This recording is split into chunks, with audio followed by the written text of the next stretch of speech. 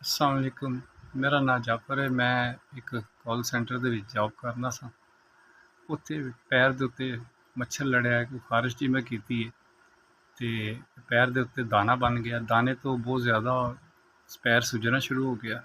ਉਹਦੇ ਨਾਲ ਹੈ ਕਿ ਡਾਕਟਰ ਨੂੰ ਦਿਖਾਇਆ ਮੇਯੋ ਹਸਪਤਾਲ, ਅਤੇ ਉਹਨਾਂ ਨੇ ਕਿਹਾ ਕਿ ਇਹਦਾ ਆਪਰੇਸ਼ਨ ਹੋਏਗਾ। ਆਪਰੇਸ਼ਨ ਦੇ ਨਾਲ ਉਹਨਾਂ ਨੇ ਗਿੱਟੇ ਦੇ ਉੱਤੇ ਦਾ ਜਿਹੜਾ ਨਾ ਮਾਸ ਉਹ ਕੱਟ ਕੇ ਲਾਹ ਦਿੱਤਾ, ਔਰ ਉਹ ਲਾਹਣ ਦੇ ਨਾਲ ਜਿਹੜਾ ਨਾ ਦੂਜਾ ਵੀ ਪੈਰ ਸੁੱਜ ਗਿਆ ਮੇਰਾ।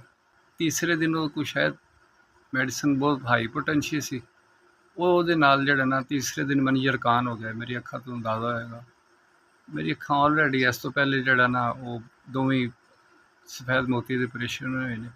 ਮੈਂ ਗਰੀਬ ਆਦਮੀ ਹਾਂ। ਡਾਕਟਰ ਹੁਣ ਮੈਨੂੰ ਕਹਿ ਰਹੇ ਨੇ ਕਿ ਇਹ ਸਰਜਰੀ ਵਗੈਰਾ ਤੁਸੀਂ ਛੱਡੋ ਅਤੇ ਤੁਸੀਂ ਆਪਣੇ ਹੈਪਾਟਾਈਟਿਸ ਦੇ ਜਿਹੜੇ ਸਾਰੇ ਜਿਹੜੇ ਨੇ ਟੈਸਟ ਕਰਾਓ, ਜਿਹਦੇ ਵਿੱਚ ਜਿਗਰ ਦੀ ਉਹ ਅਲਟਰਾਸਾਊਂਡ ਇੱਕ ਦੋ ਹੋਰ ਐਸੇ ਟੈਸਟ ਨੇ ਜਿਹੜੇ ਉੱਥੇ ਨਹੀਂ ਬਾਹਰੋਂ ਕਰਾਉਣੇ ਪੈਣੇ ਨੇ, ਉਹ ਮਹਿੰਗੇ ਨੇ।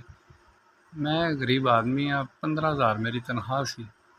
ਉਹਦੇ ਨਾਲ ਇਹ ਕਿ ਕਾਰਡ ਜਦੋਂ ਵਿਕ ਜਾਂਦਾ ਸੀ ਤਾਂ ਉਹਦੇ ਨਾਲ 5,000 ਰੁਪਏ ਉਹਦੇ ਨਾਲ ਕਮਿਸ਼ਨ ਮਿਲ ਜਾਂਦੀ ਸੀ ਜੀ। 3 ਮਹੀਨੇ ਹੋ ਗਏ ਜੇ ਮੈਂ ਘਰ ਜਿਹੜਾ ਨਾ ਬੇਆਰੋ ਮਦਦਗਾਰ ਬੈਠਾ ਹੈ ਜੇ, ਕਿੱਥੋਂ ਖਰਚਾ ਕਰਾਂ। ਐਸੀ ਹਰ ਚੀਜ਼ ਜਿਹੜੀ ਹੈ ਨਾਮੁਮਕਿਨ ਹੋਈ ਹੈ।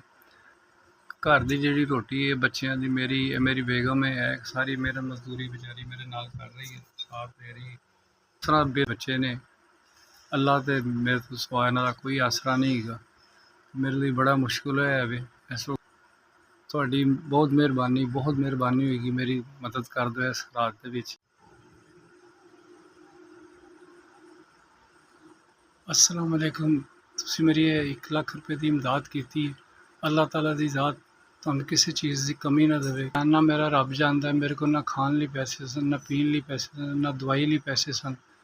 ਇੱਕ ਟਾਈਮ ਦਾ ਬੱਚਿਆਂ ਨੇ ਖਾਣਾ ਅਤੇ ਅਗਲੇ ਟਾਈਮ ਦੇ ਖਾਣੇ ਲਈ ਪੈਸੇ ਨਹੀਂ ਸੀਗੇ। ਮੇਰਾ ਖੁਦਾ ਜਾਣਦਾ ਕਿ ਤੁਸੀਂ ਮੇਰੀ ਕਿਸ ਮੁਸ਼ਕਿਲ ਵਕਤ ਵਿੱਚ ਮਦਦ ਕੀਤੀ ਹੈ। ਇਹਦਾ ਅਜਰ ਜਿਹੜਾ ਅੱਲਾਹ ਤਾਲਾ ਦੀ ਜ਼ਾਤ ਆਪਣੇ ਹਾਸਲ ਹਾਸ ਜਿਹੜੇ ਅਜਰ ਦੇਣੇ ਨੇ ਉਹਨਾਂ 'ਚੋਂ ਤੁਹਾਨੂੰ ਇਹ ਅਜਰ ਦੇਵੇ। ਅੱਲਾਹ ਪਾਕ ਦੀ ਜ਼ਾਤ ਤੁਹਾਨੂੰ ਜ਼ਿੰਦਗੀ ਦੇਵੇ, ਤੰਦਰੁਸਤੀ ਦੇਵੇ, ਖੁਸ਼ ਰੱਖੇ, ਆਬਾਦ ਦੇਵੇ, ਤਰੱਕੀਆਂ ਦੇਵੇ। ਅੱਲਾਹ ਤਾਲਾ ਤੁਹਾਨੂੰ ਮਜ਼ੀਦ ਕਾਮਯਾਬੀਆਂ ਦੇਵੇ ਅਤੇ ਇਸੇ ਤਰ੍ਹਾਂ ਗਰੀਬਾਂ ਦੀ ਮਦਦ ਕਰਦੇ ਰਹੋ। ਮੈਂ ਦੱਸ ਨਹੀਂ ਸਕਦਾ ਕਿ ਤੁਸੀਂ ਇਸ 1 ਲੱਖ ਰੁਪਇਆ ਦੇ ਕੇ ਇੱਕ ਬਿਲਕੁਲ ਬੇਜਾਨ ਔਰ ਮੁਰਦਾ ਬੰਦੇ ਦੇ ਵਿੱਚ ਨਾ ਜਾਨ ਪਾਤੀ ਹੈ। ਨਾ ਮੈਂ ਦਵਾਈ ਲੈ ਸਕਣਾ ਸਾਂ, ਨਾ ਮੈਂ ਖਾਣਾ ਖਾ ਸਕਣਾ ਸਾਂ, ਨਾ ਮੈਂ ਡਾਕਟਰ ਦੇ ਜਾਣ ਜੋਗਾ ਸਾਂ, ਨਾ ਮੈਂ ਆਪਣਾ ਕੋਈ ਟੈਸਟ ਕਰਾਉਣ ਜੋਗਾ ਸਾਂ। ਇਹ 1 ਲੱਖ ਦੇ ਨਾਲ ਤੁਸੀਂ ਮੈਨੂੰ ਜ਼ਿੰਦਾ ਕਰ ਦਿੱਤਾ। ਇਹਦਾ ਤੁਹਾਨੂੰ ਅੱਲਾਹ ਤਾਲਾ ਦੀ ਜ਼ਾਤ ਖਾਸ ਖਾਸ ਅਜਰ ਦੇਵੇ। ਬਹੁਤ ਦਿਲ ਦੀ ਗਹਿਰਾਈਆਂ ਦੇ ਨਾਲ ਸ਼ੁਕਰੀਆ ਅਦਾ ਕਰਨਾ। ਬੜੇ ਔਖੇ ਅਤੇ ਬੜੇ ਆਖਰੀ ਵਕਤ ਦੇ ਵਿੱਚ ਤੁਸੀਂ ਮੇਰੇ ਕੰਮ ਆਏ ਹੋ। ਮੇਰੀ ਤੁਸੀਂ 1 ਲੱਖ ਰੁਪਏ ਦੀ ਇਮਦਾਦ ਕੀਤੀ ਹੈ, ਇਹਦਾ ਮੈਂ ਤਸੱਵਰ ਵੀ ਨਹੀਂ ਸੀ ਕਰ ਸਕਦਾ। ਤੁਹਾਡਾ ਬਹੁਤ ਸ਼ੁਕਰੀਆ, ਮਿਹਰਬਾਨੀ।